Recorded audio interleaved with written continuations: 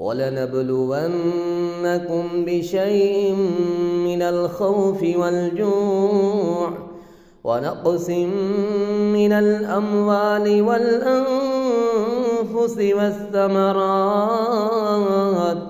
وبشر الصابرين الذين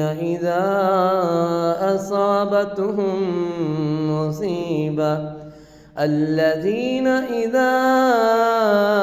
أصابتهم مصيبة قالوا إنا لله وإنا إليه راجعون أولئك عليهم صلوات من ربهم ورحمة وأولئك هم المهتدون.